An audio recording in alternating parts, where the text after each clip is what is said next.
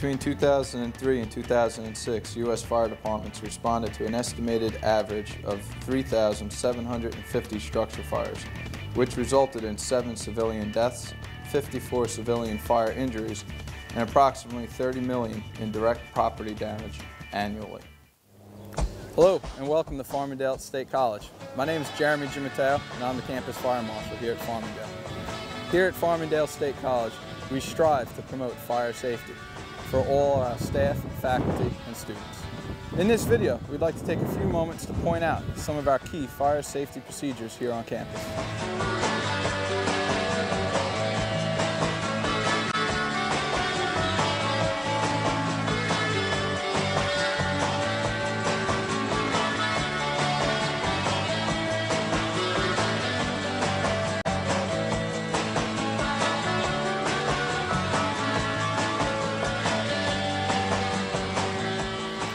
Hey there, welcome to Farmingdale State College. My name is Cynthia. I'm headed over to my class in Gleason Hall. Want to walk me to class?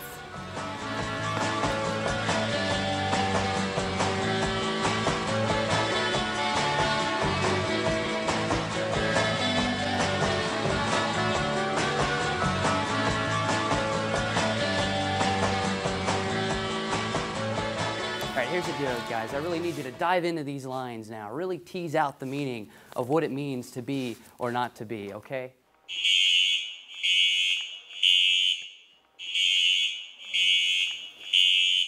Where's everyone going? I didn't dismiss class. The fire alarm's going off. Shouldn't we be leaving the classroom and exiting the building? I don't see or smell any smoke. I need everyone to sit down right now. This is for your benefit, okay? No exceptions. Unfortunately, sometimes this will actually happen. If you are in the middle of class, regardless of the fact if there is smoke or not, evacuate the building immediately. In most situations, you may not be in the spot where the fire originated. The assumption that there is no fire because of the absence of smoke is a very dangerous one. There could be smoke or fire in another wing of the building or another floor, and you could be potentially trapped inside. It is prohibited for a teacher to keep you during a fire alarm. If this happens, just exit the room as quickly as possible and refer the incident to the Dean of Students. If the fire alarm sounds, make sure you know 2 different ways to exit the building.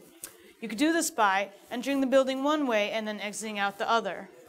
If you come across these doors and they are closed, don't worry, you can easily open them if needed to proceed to an exit. Maintaining a healthy environment for the benefit of all students, faculty, staff, and visitors is a major priority for the college. Therefore, the college is taking steps to move to a tobacco-free campus. In the spirit of acknowledging the difficulty in attaining a tobacco-free campus, we have adopted the motto, "Help Farmingdale State become a tobacco-free campus." The support of the entire campus community is required and requested in order to ultimately attain this goal. Enforcement will be through cooperation of community members, education, and polite requests of those in violation to honor the policy. All members of the campus community are encouraged to help by reminding smokers when they violate the rules, by encouraging our colleagues who smoke to seek help to stop smoking, and by supporting them as they seek to stop.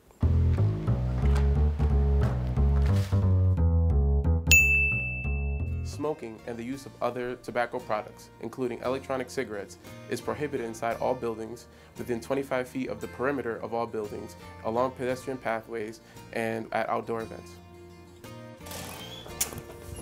Signs will be placed at appropriate locations throughout campus. Programs will be provided to support smokers and users of other tobacco products in their efforts to quit. Activities include smoking cessation sessions, distribution of literature, establishing informational web pages, and other means to encourage individuals to stop smoking and using other tobacco products. Every residence hall and building on this campus is equipped with fire extinguishers, fire alarm pull boxes, heat and smoke detectors, and illuminated exit signs. Manual pull station devices are located on the wall, usually near an exit. These are activated by pulling on the handle. Once the handle is pulled, this sends a signal to the building's fire alarm system, which in turn places the building into alarm. Fire extinguishers are not for holding open doors or for water fights. The extinguishers are there for first responders to use in the event of a fire. It is illegal to tamper with any fire safety equipment.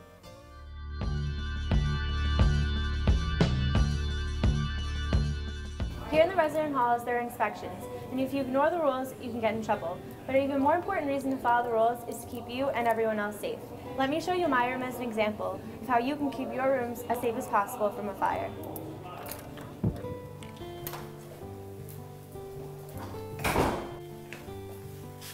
This is my roommate, Katie. Hey, Katie. Hey, what's up? Whether in a building or in the resident halls, all fire doors must be kept closed. Chalking them can often damage the doors, and in the event of a fire, the doors cannot operate properly and can cause some very dangerous scenarios.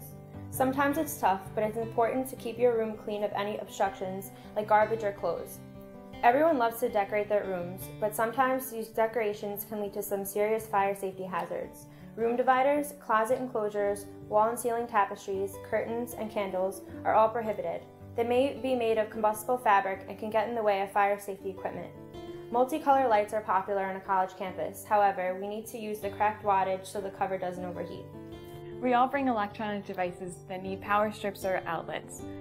Things must be directly plugged into the wall or into a UL licensed surge protector that plugs directly into a wall outlet. Extension cords? Not allowed. Another hazard to avoid is trailing wires underneath rugs or through doors. And as always, when not using equipment, always unplug them. Hey Jordan, what's up? Nothing much. Just making mac and cheese for myself and a little popcorn for my roommate. Popcorn? I want some. You should let me know when that's done. No problem. Hey guys, just remember, leave the hot plates in Foreman grills at home. Meal preparation happens in the kitchen. Whether you're using a microwave in your suite or here in the kitchen, never leave your food unattended. Especially if you're making popcorn, because this could easily trigger a smoke detector.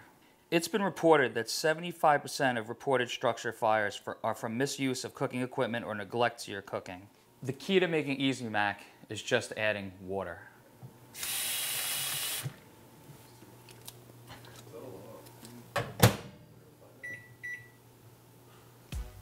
Hey Jermaine, Katie's gonna come over and watch a movie. You wanna watch it with us? Depends on the movie. I think she picked The Notebook. The Notebook. Yeah. She chose that, didn't she? Yeah, she did. Yeah, nah, I'm out of here. It's very touching. Yeah, definitely not. I'll be in the lounge. If you see smoke or fire, here's what you need to do. First, call 911 or campus police at 631-420-2111. Make sure to include the location or building name with a room number. Next, you would say what the emergency is and whether or not the alarm has been activated. They will then ask if everyone has evacuated the building and where you are standing. When the fire detection or suppression system is activated, this device will activate two ways. The device will sound a horn, and the strobe light will activate. I wrote you every day for a year. You wrote me? Yes. It wasn't over. Are you serious? As soon as this movie starts to get good and the fire alarm goes off, now we have to shut it off and leave. I'm not going anywhere. I know it stinks, but we're gonna get in trouble. We could pick up when it left off. I don't care. They can write me up. I'm not going anywhere. It seems like every day there's a false alarm or somebody just pulls the fire alarm because he thinks it's funny. Yeah, I guess there are a lot of false alarms. Maybe we'll just stay here and watch the movie. It'll be fine. Okay. Unfortunately, this happens a lot on college campuses around the country. Repeated false alarms cause the boy who cried wolf effect. Because of this, false alarms, students become lax in evacuating the building, or worse, do not evacuate at all. This was a contributing factor in a number of deaths and injuries in the Seton Hall dormitory fire. Back in January of 2000, a deadly fire broke out in the dormitories at Seton Hall University. 3 students were killed and another 54 students were injured from a blaze. The investigation that followed found that many students were complacent to the sound fire alarms due to the recent string of false alarms.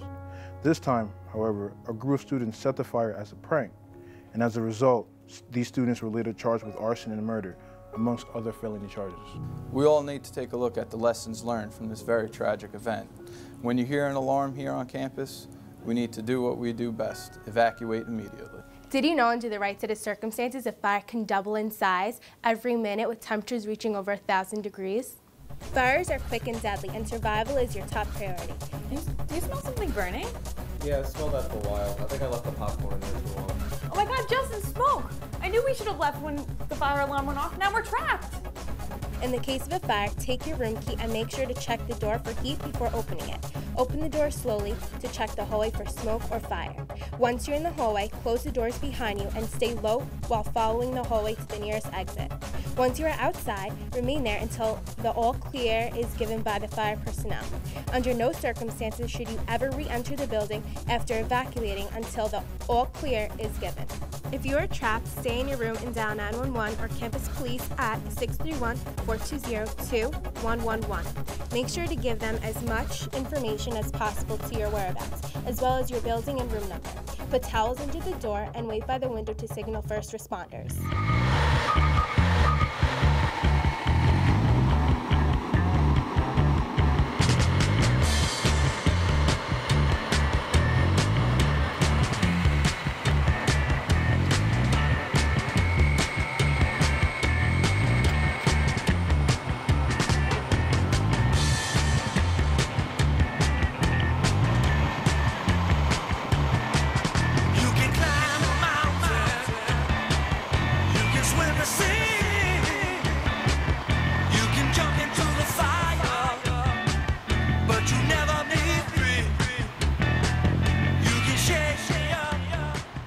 Well, there you have it, folks.